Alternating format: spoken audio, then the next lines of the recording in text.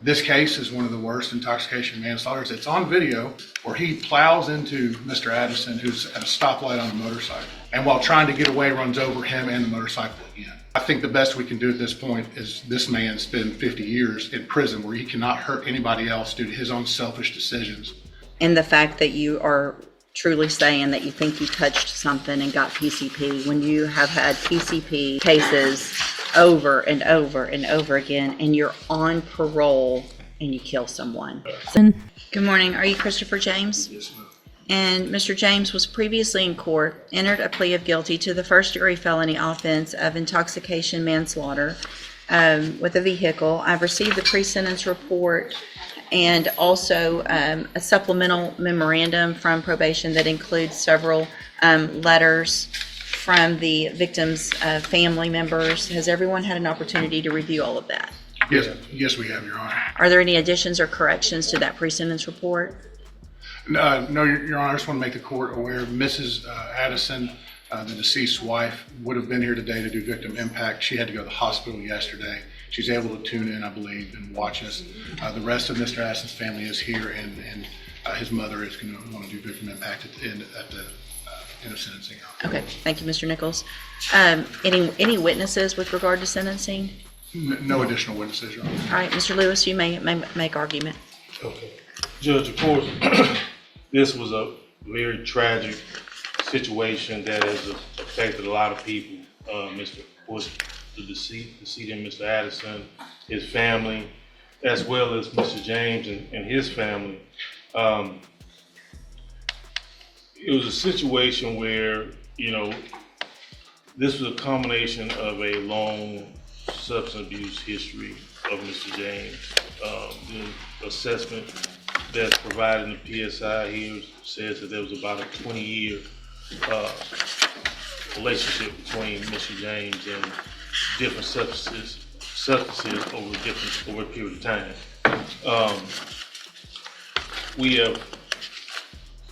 The one thing I can say is that once Mr. James went through this situation with this accident, he has been doing everything he can to try to better himself.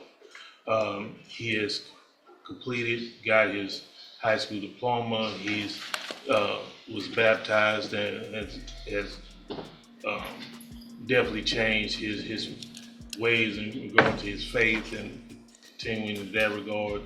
He's also got some different certifications that he was able to receive dealing with OSHA, I think it was Men's University, things of that nature to try to better himself, Judge. Now, it's no secret he does have a long criminal history that even included dealing with PCP, which is the same substance that was involved in this accident, and as well as other serious offenses. I do want to address something as far as I know there's some situations here dealing with the jail instances, and I know how the court proceeds or looks at the situation here dealing with those. Mr. James, if you look at these situations, majority of them did come from situations involving him and other inmates, as far as any type of fight or anything like that, which unfortunately some things he can't avoid. But as far as anything dealing with being disrespectful or anything towards jail employees or things of that nature, there's one situation I think that they were talking about that it wasn't an actual write-up, but it was notated. He has been a trustee over there for a period of time at the jail as well. Now, I do want to point out that, of course, some of those situations that Mr. James was able to do to better himself, of course, could definitely increase his earning potential as far as what he has as far as his job situation. He does have significant family support. His brother is here today in the courtroom, who in any way is there to try to help him, including helping secure employment. My understanding is the plan, once he is able to be released, is for him to be moved to Houston, Harris County area to be close to his brother to help him with everything over there. Now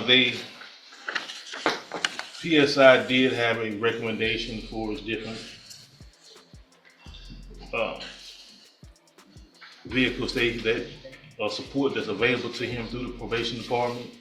What I will say is that everything that has been recommended, he definitely needs and will be better for him.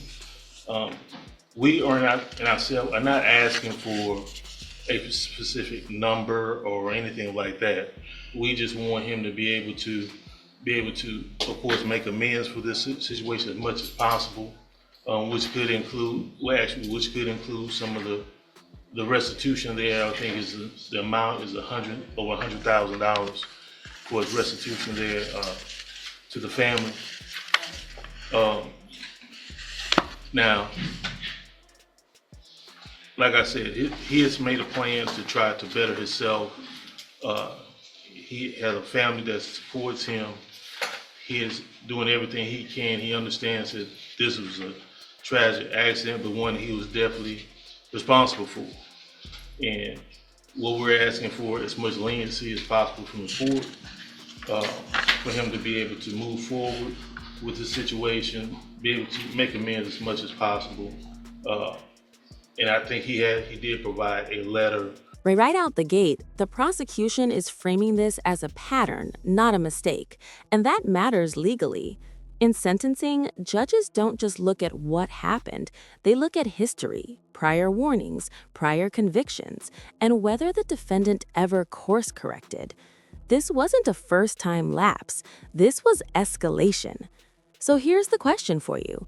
At what point does rehabilitation stop being realistic and start becoming a risk to the public? But he wants to try to make as much of amends as he can to society and do better going forward, Judge. Thank you, Mr. Lewis. Mr. Nichols. Your Honor, I think any consideration to Mr. James's due was given when he got a 50-year cap.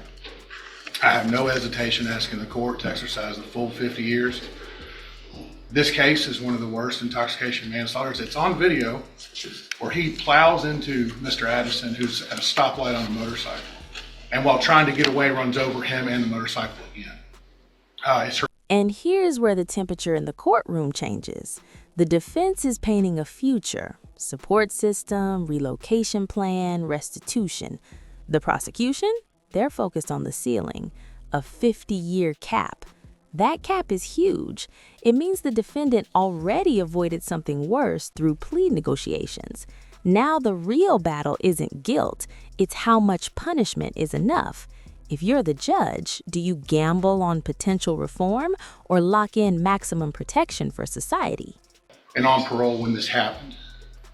The fact that he gets to make plans in his mind for a day he's set free, I find rather offensive, and I think the Addison family finds offensive. They lost a son, a brother, a husband. There's nothing we can do in this courtroom makes that better. And sometimes the justice system is a poor substitute for what people lost.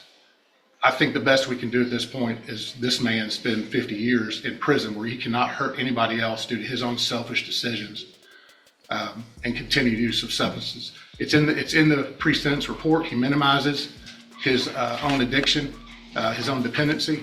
He even claimed he did not know how he could have gotten PCP in his system the day this happened, that maybe he touched a bottle and it transferred through his skin, and I find that reprehensible, Your Honor. And that's why I'm asking the court for that full 50 years. All right, thank you.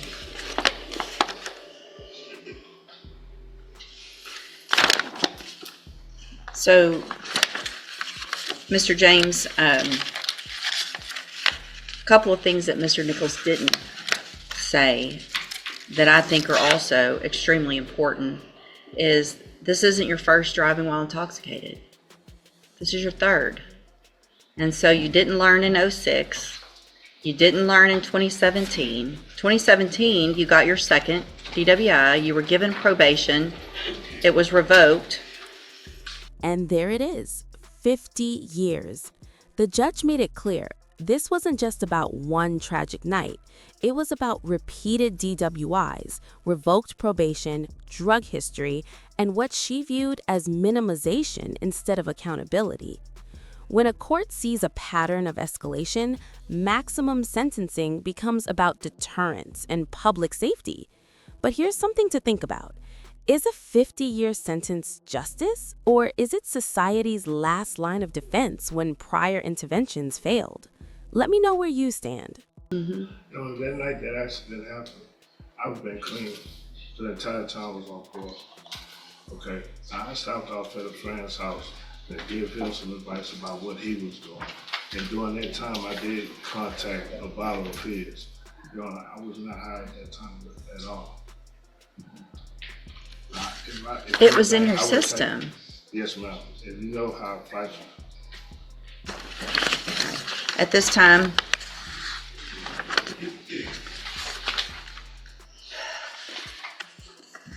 based on your history, based on the nature of this offense, I'm going to find that you entered your plea of guilty freely and voluntarily.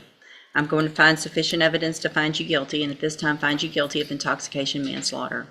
I'm going to sentence you to a term of 50 years in the institutional division of the Texas Department of Correction. There will be a deadly weapon finding based on the indictment alleges a deadly weapon. You will receive credit on this sentence for any time that you've been in custody that the law gives you the right to receive. I'm going to hand you the trial court certification that shows this was an agreement and I followed it, and so you've waived your right to appeal. I have also handed you a written admonishment regarding your ineligibility to possess a firearm or ammunition. Because of the judgment entered against you, you're ineligible under Texas law to possess a firearm or ammunition. Possession of a firearm or ammunition could lead to charges against you. Firearm is a legal term, and you should read the written admonishment I provided you to see what devices qualify as a firearm. If you have questions about the laws that make you ineligible to possess a firearm or ammunition, or about how long that lasts, you can talk with Mr. Lewis. There's really so many other things I could say about how horrible this is, and rarely am I out of words, but I really don't have the words to say what a tragic circumstances based on your behavior this led to. Y'all can have a seat at council table for the victim impact statement, and we'll go off the record.